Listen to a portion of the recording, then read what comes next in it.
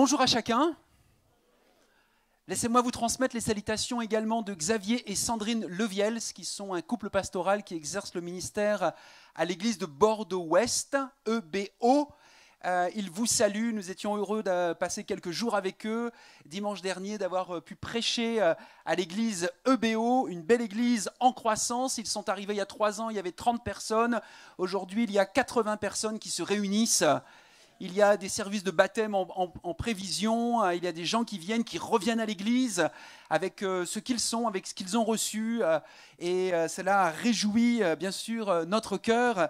Et j'ai été aussi très réjoui de savoir que, alors que Damaris et moi, nous étions partis de l'église Émy le temps d'un week-end, le temps d'une semaine, vous avez été bénis ici à Émy. Amen. Je ne sais pas si tous vous y étiez, mais en tout cas, un culte inédit, hein, un culte à 3 voix. Il y avait 3 personnes qui ont apporté une pensée, un verset, des sujets de prière ciblés, et vous avez ensemble prié. Alléluia! Je me suis réjoui de savoir. Je me suis dit, tiens, peut-être que je pourrais prendre une semaine de plus. Mais ma femme reprend le travail, donc... à cause d'elle, on a dû revenir.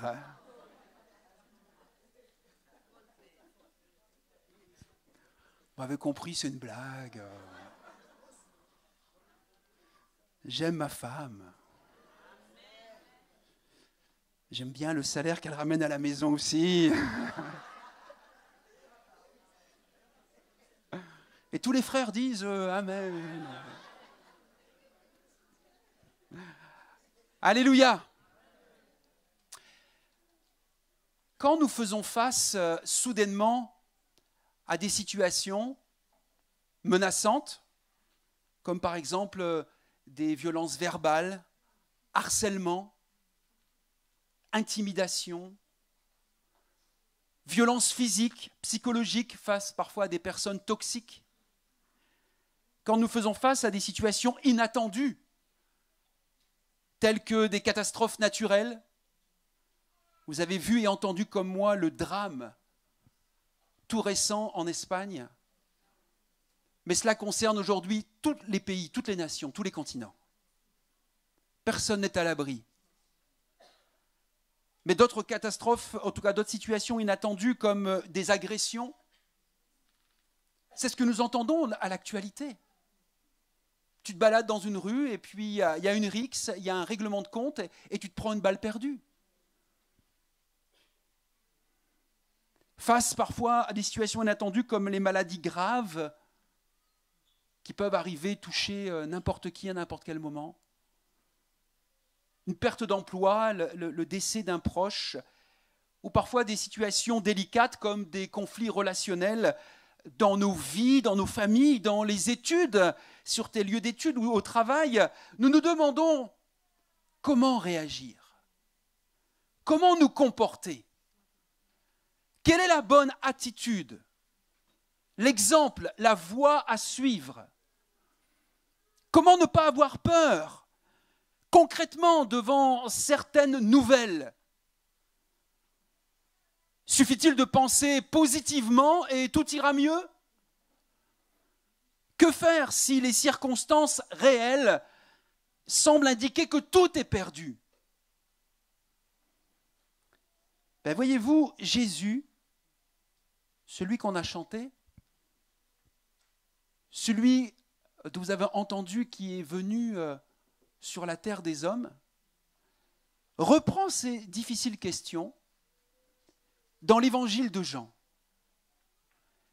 Et dans les 3 premiers versets du chapitre 14, il donne à ses disciples des instructions précises pour gérer une situation inédite et les défis de la vie.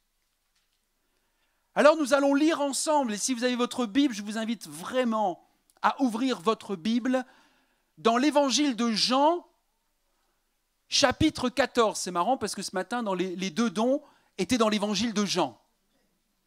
Jean 1 et Jean 11, si j'ai bonne mémoire. Là, on va aller dans Jean 14, si vous le voulez bien. Et on va lire ensemble les versets 1 à 3. dans la version Louis II.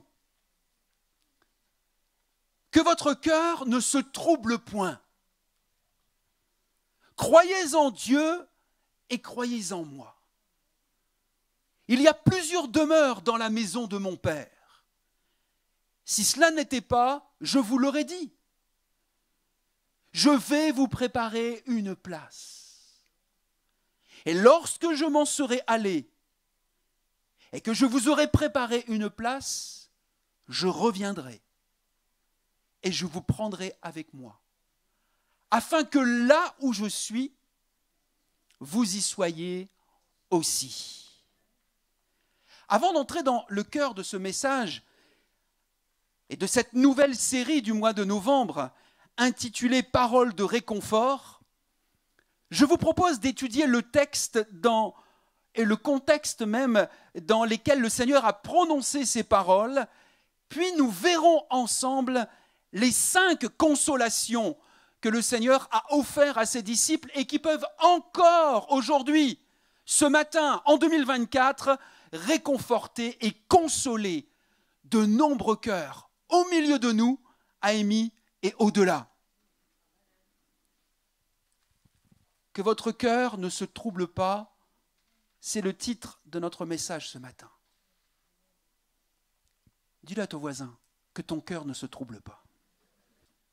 Les mots réconfort ou consolation ne figurent pas dans les 3 premiers versets de Jean 14. Comment alors savoir que Dieu voulait réconforter les disciples par ces paroles ?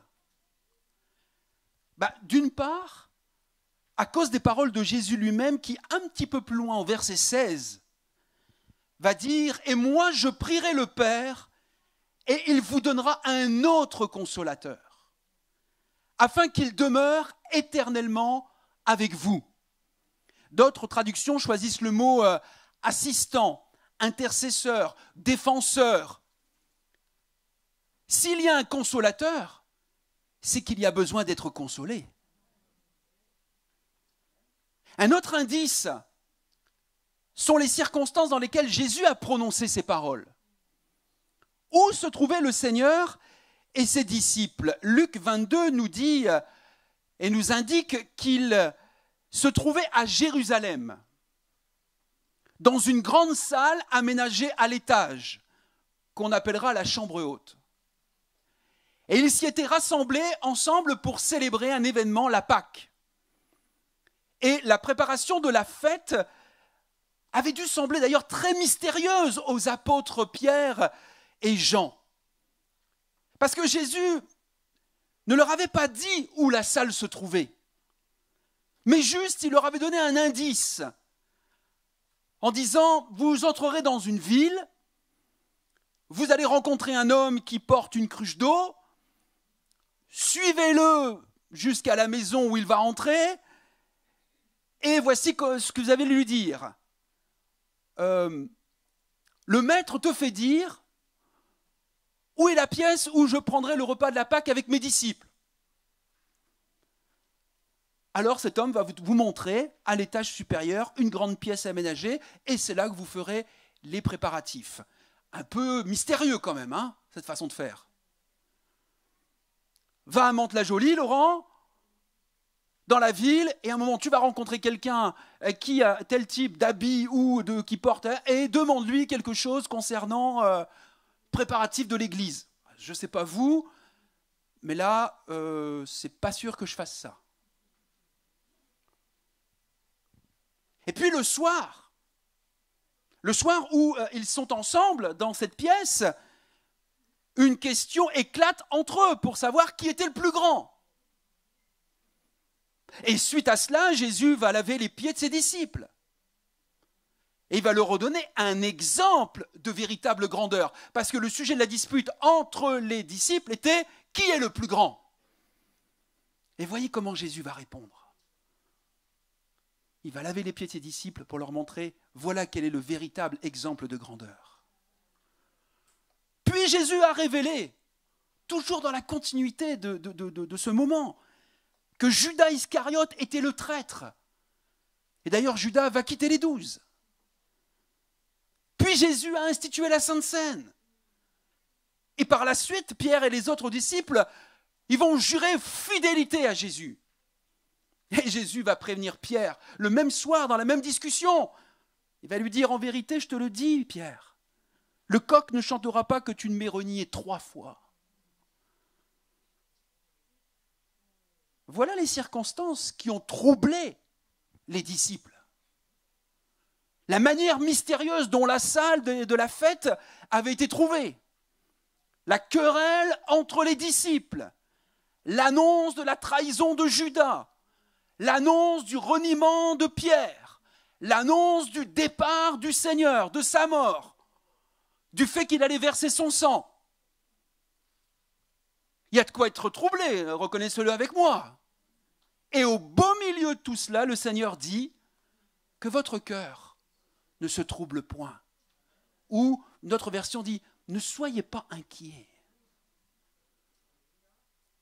Et dans le cadre de son discours d'adieu, que le Seigneur a adressé à ses disciples et que vous retrouvez entre Jean 13 et Jean 16, nous retrouvons cette expression. Voyez-vous, peu avant que Jésus quitte la chambre haute et parte dans l'obscurité du jardin de Gethsémane, il va répéter cette recommandation aux disciples parce que Jésus savait ce qu'il allait lui-même devoir vivre dans les heures qui allaient suivre. Et il leur dira, je vous laisse la paix, je vous donne ma paix. Je ne vous donne pas comme le monde donne. Que votre cœur ne se trouble point et ne s'alarme point. Voyez-vous, ces paroles de réconfort ont fortifié des générations entières de chrétiens. Ont séché bien des larmes et ont encouragé et apaisé des cœurs abattus et effrayés, même dans des temps troublés. J'aimerais déclarer que les chrétiens sont les seules personnes qui devraient pouvoir garder leur calme dans un monde si agité. Les chrétiens, les chrétiennes que nous sommes, que nous disons être, devraient être les seules personnes à pouvoir garder leur calme dans un monde qui est si agité. Le Seigneur est un merveilleux consolateur. Il nous montre comment Dieu bannit les inquiétudes. Et ce sont des principes qui sont encore valables aujourd'hui et qui nous enseignent comment garder un cœur calme et audacieux, même durant les périodes d'insécurité ou d'incertitude extrême. Si nous prenons à cœur ces principes, cela nous empêchera d'être comme le dit Job. Au chapitre 16, verset 2, vous êtes tous des consolateurs pénibles ou de piètres consolateurs. Allez voir, hein, Job 16, 2. Quand j'ai lu ça, je me suis dit, waouh, j'espère que je ne serai pas un consolateur pénible ou un piètre consolateur. Parce que vous savez, ça a des conséquences terribles quand des gens dispensent de fausses consolations. Alors ensemble, maintenant que nous avons vu le contexte de ce passage de Jean 14 sur les premiers versets, on va voir ensemble les 5 consolations que comportent ces versets. La première consolation, et vous allez pouvoir le dire avec moi, la première consolation, c'est « croyez ». Dites-le avec moi, « croyez ». Jean 14, 1. « Croyez en Dieu, croyez aussi en moi ». Le seul ou meilleur moyen de maîtriser nos frayeurs et notre incertitude est de croire. Nous devons croire, pas n'importe comment ou n'importe quoi. Nous devons mettre notre confiance dans le Dieu Tout-Puissant. C'est seulement quand nous plaçons personnellement notre foi en Dieu et au Seigneur Jésus-Christ que nous devenons des véritables chrétiens. Jésus dit dans Jean 6, 35, « Celui qui croit en moi n'aura plus jamais soif. Celui qui croit en moi a la vie éternelle. Celui qui croit en moi boivent, car comme dit l'Écriture, des fleuves d'eau vive jailliront de lui. Celui qui croit en moi vivra, même quand il serait mort. Si quelqu'un me fait confiance, ce n'est pas moi seulement qu'il croit, mais encore en celui qui m'a envoyé. Croyez en Dieu, croyez aussi en moi. C'est donc une conséquence logique de tout cela. Et à la lecture de tous ces passages de l'évangile de Jean, nous sommes obligés de conclure que Jésus-Christ est Dieu. Jésus-Christ est Dieu. À tous ceux qui vous disent que Jésus n'est pas Dieu, ne les écoutez pas. Ils se trompent et ils sont en train de se tromper et de vous tromper. Jésus-Christ est Dieu. Et la foi signifie qu'il faut suivre le Maître là où il nous emmène. Jean 12, 26 nous dit, si quelqu'un me sert, qu'il me suive. Et là où je suis, là aussi sera mon serviteur. Il s'agit de faire ce que veut le Maître. Jean 15, 14 nous dira, vous êtes mes amis si vous faites ce que je vous commande. Vous êtes mes amis si vous faites ce que je vous commande. Dit autrement, si vous obéissez à ce que je vous recommande. C'est la foi telle que l'Écriture la décrit. Quel était le but de toutes ces annonces tranquillisantes de Jésus ? Elles devaient produire un résultat bien défini, comme nous le lisons à la fin du chapitre 14, verset 29, et quand il est dit « Et maintenant, je vous ai dit ces choses avant qu'elles arrivent, afin que lorsqu'elles arriveront, vous croyez. » C'était aussi l'effet que cherchait à atteindre Jean en rédigeant sous l'inspiration de l'Esprit son évangile. Il termine son évangile, l'apôtre Jean, chapitre 20, verset 31, en disant « Mais ces choses ont été écrites afin que vous... » Qu'est-ce qui est écrit dans votre Bible ? « Afin que vous croyez. » Croire quoi ? Croire que Jésus est le Christ, le Fils de Dieu, et qu'en croyant, vous ayez la vie en son nom. Voilà une consolation. Croyez en Dieu et croyez dans son Fils Jésus-Christ. C'est une consolation importante pour les heures difficiles. Un remède contre l'agitation du cœur. C'est tout ce qui nous reste quand tout semble difficile, quand ça nous semble inutile ou désespéré. La foi telle que l'Écriture la décrit. Croyez en Dieu. Croyez en Jésus. Chers amis, frères et sœurs, jeunes et moins jeunes dans ce lieu. Ça, c'est la première consolation que Jésus, que le Saint-Esprit nous rappelle ce matin. La deuxième consolation, c'est fixer les yeux sur l'objectif. Jean 14 et au verset 2, nous lisons « Il y a beaucoup de demeures dans la maison de mon Père ». Par ce verset, le Seigneur veut nous faire changer de perspective.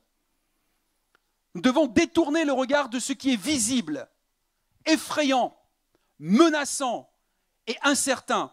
On a été en vacances pendant une semaine, on n'a pas regardé les infos, ça nous a fait du bien. On n'a pas écouté la radio, on n'a pas regardé les infos, ça nous a fait du bien. On a pu déconnecter. On n'a pratiquement pas regardé notre téléphone avec toutes les notifications et les messages. Ça nous a fait du bien. Ça nous a comme désintoxiqués de toute cette pollution que nous pouvons avoir en termes d'informations effrayantes, menaçantes, incertaines, décourageantes.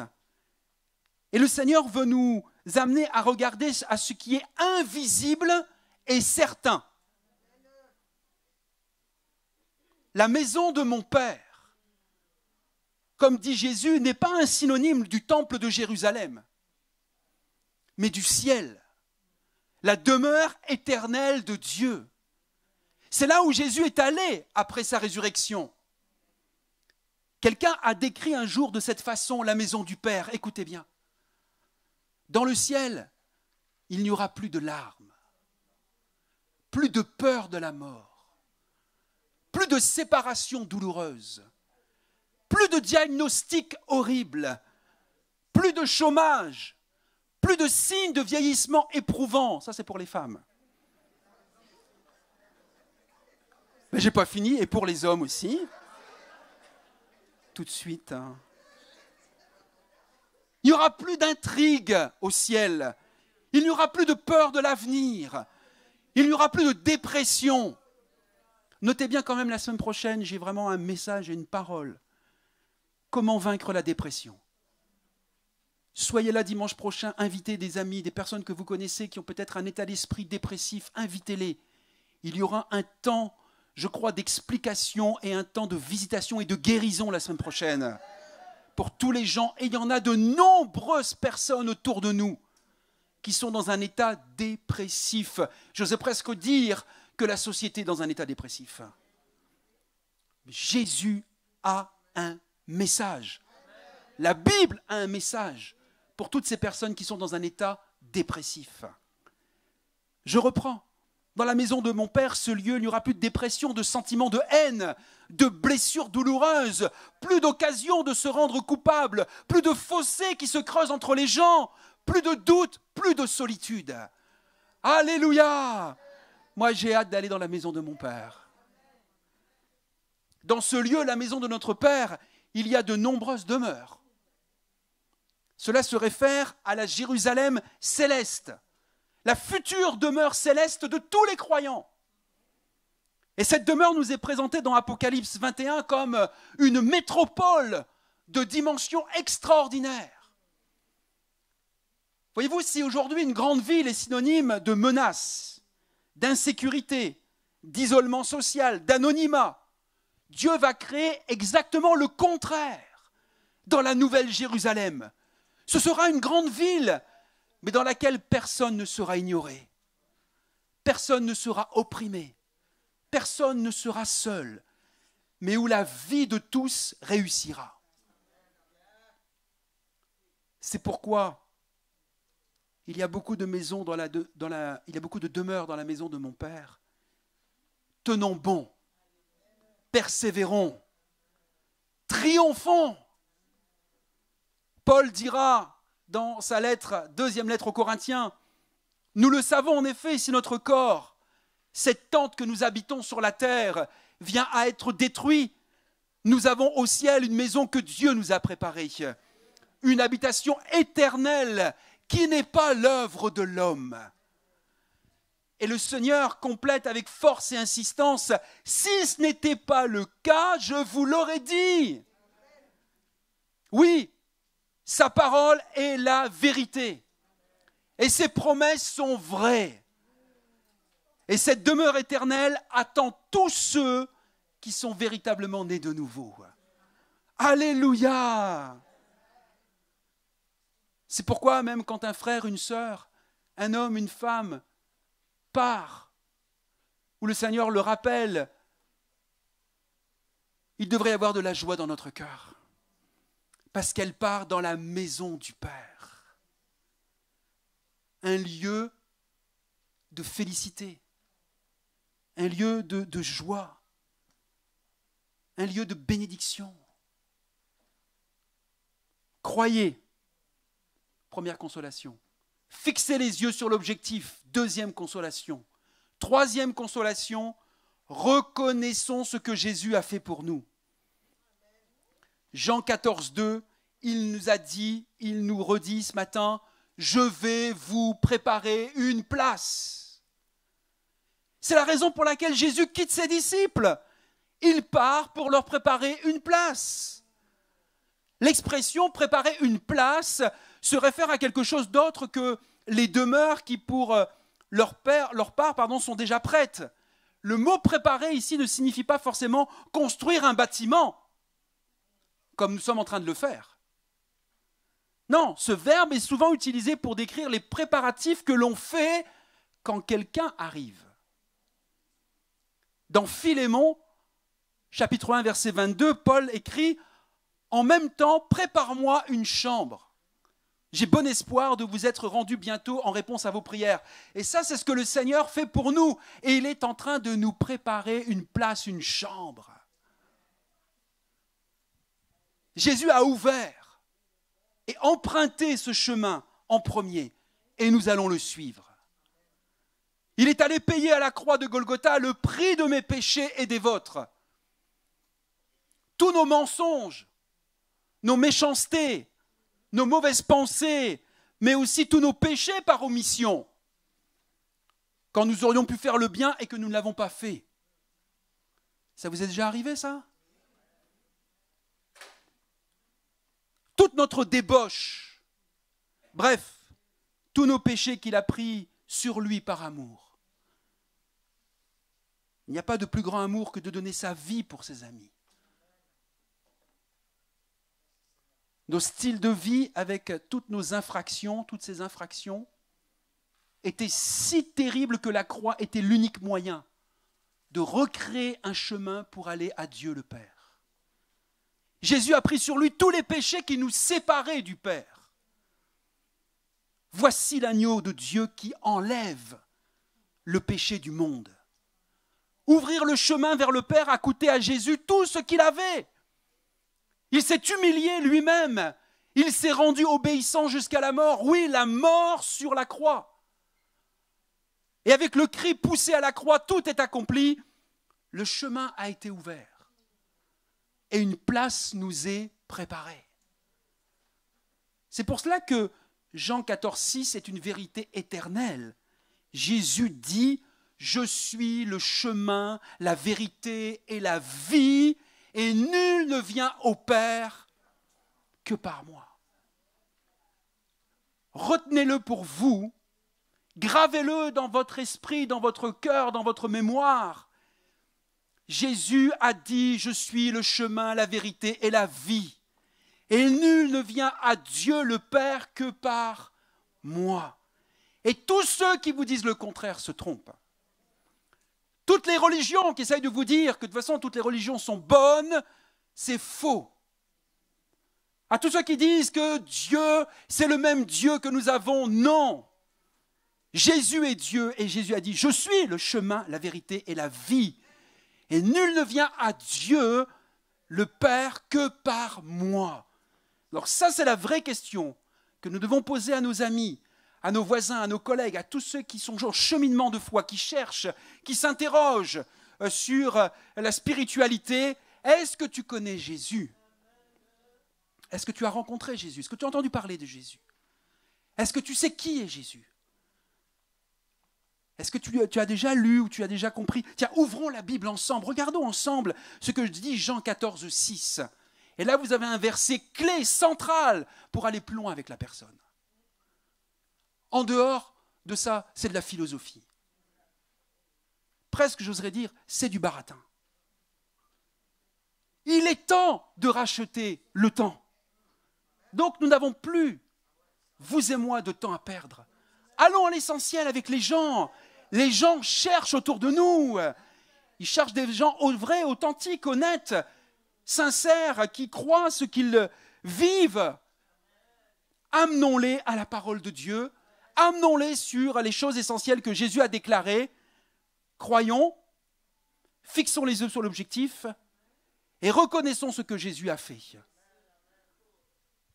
Et ainsi, pour tous ceux et celles qui sont réconciliés avec Dieu le Père, par Jésus le Fils, Paul nous dit aux Éphésiens, nous ne sommes plus des étrangers ou des résidents temporaires.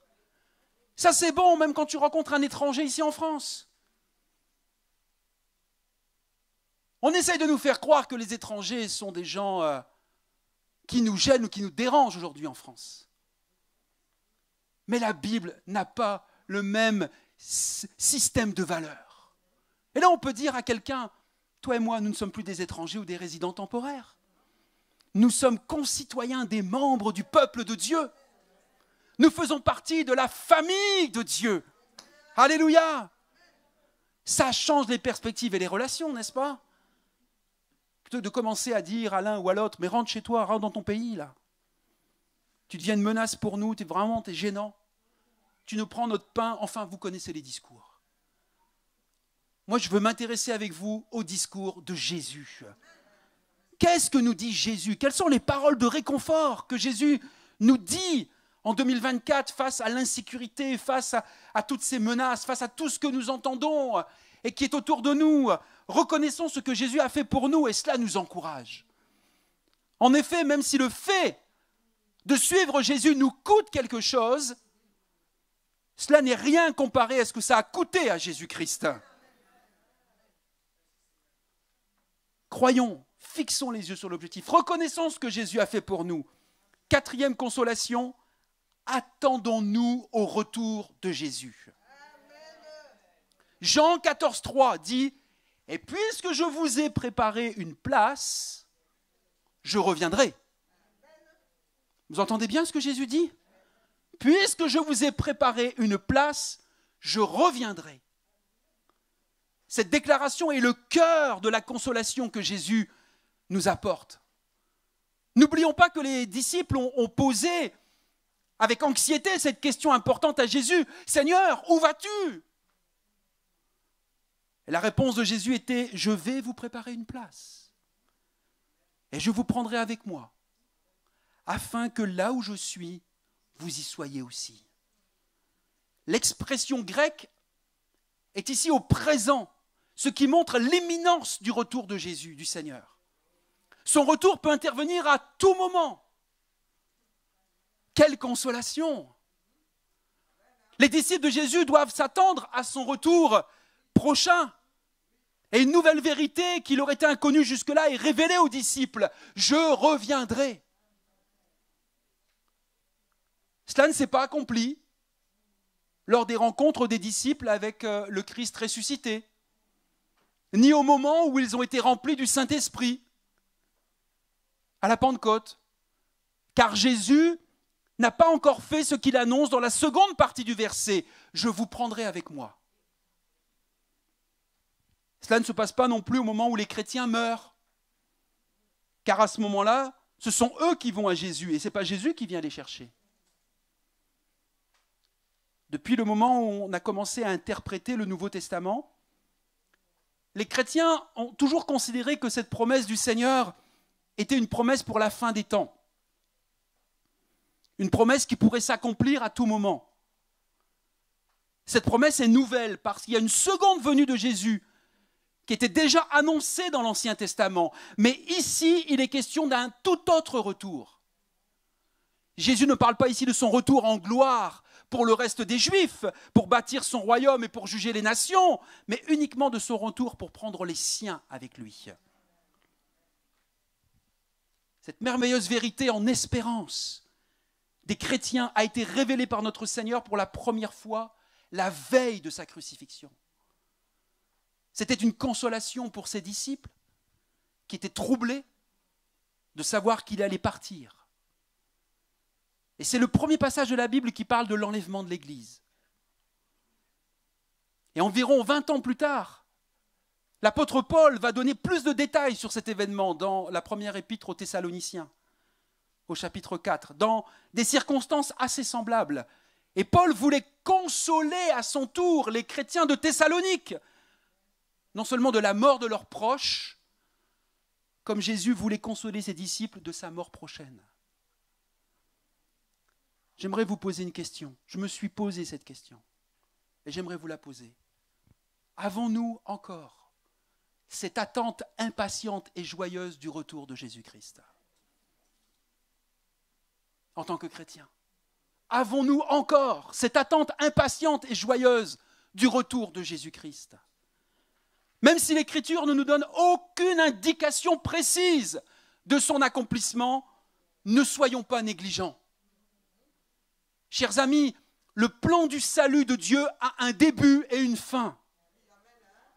Dieu va conduire toutes choses à leur terme pour l'honneur de son nom. Tout s'accomplira exactement comme cela est écrit, y compris l'événement de son retour. La certitude du retour prochain de Jésus doit consoler nos cœurs. Quoi qu'il se passe autour de nous, car cela peut se produire aujourd'hui. Donc notre question, pour les uns et les autres, pour les jeunes et les moins jeunes, pour ceux qui sont en cheminement, pour ceux qui n'ont pas encore pris leur décision, est-ce que tu es prêt pour le retour de Jésus-Christ? Est-ce que tu es prête pour le retour de Jésus-Christ? Paul aux Philippiens dira, chapitre 3, verset 20, « Quant à nous, nous sommes citoyens du royaume des cieux. De là, nous attendons ardemment la venue du Seigneur Jésus-Christ pour nous sauver. » L'apôtre Paul, on va reparler avec lui. Mon troisième message à la fin du mois de novembre, ça sera justement sur l'enlèvement de l'Église. Mais l'apôtre Paul vivait constamment, et on comprend peut-être mieux sa motivation, la manière dont il a su surmonter les obstacles et les défis qu'il a pu rencontrer. Il vivait avec cette impatience joyeuse du retour de Jésus-Christ. Il croyait à son époque, à son temps, que Jésus allait revenir bientôt, d'une manière imminente. Alors je sais, vous et moi, on se dit avec le recul maintenant, « Ah mais ça fait donc 2000 ans que l'Église de Jésus attend son retour. » Et ça ne s'est toujours pas produit, Laurent. Donc, on a le temps. Non, tu n'as pas le temps. Parce que ni toi ni moi ne mesurons, ne maîtrisons le temps. Et il peut revenir à tout moment. Et là-haut, il sera trop tard. Croyons, fixons les yeux sur l'objectif. Reconnaissons ce que Jésus a fait pour nous. Attendons-nous au retour de Jésus. Et cinquième et dernière consolation, réjouissons-nous des conséquences glorieuses de son retour. Jean 14, 3 et la fin du verset nous dit « Et je vous prendrai avec moi, afin que là où je suis, vous y soyez aussi. » Jésus a promis de nous prendre avec lui. 1 Thessaloniciens 4, 16-17 nous dévoile ce qui se passera. Nous serons enlevés dans les nuées avec ceux qui se sont endormis pour rencontrer le Seigneur dans les airs. Et là, nous serons avec lui pour toujours. Et nous lisons verset 18 de 1 Thessaloniciens 4. « Consolez-vous donc les uns les autres par ces paroles. » Voilà le réconfort infini qui nous console vraiment. Le but et l'objectif du retour de Jésus est que nous soyons là où il est. Voilà le but, que nous soyons là où il est. C'est le désir de Dieu. Il veut que les siens, toi et moi, qu'il a rachetés par son sang, soyons avec lui pour l'éternité. Nous devons être là où il est. Le passé peut avoir été difficile, le présent peut être sombre, mais que votre cœur ne se trouble pas. Réjouissons-nous parce que nous avons un avenir merveilleux qui nous attend.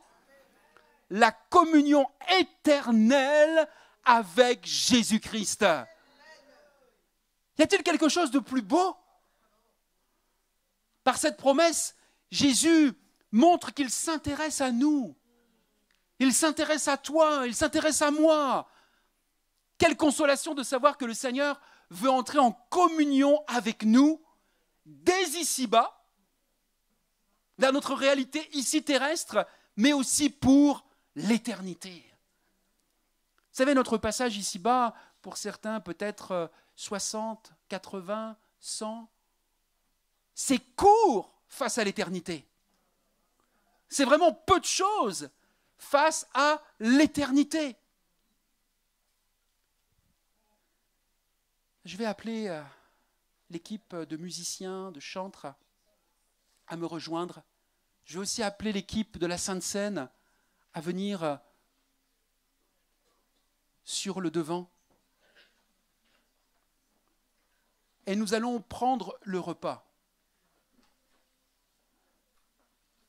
Nous allons partager le pain et le vin.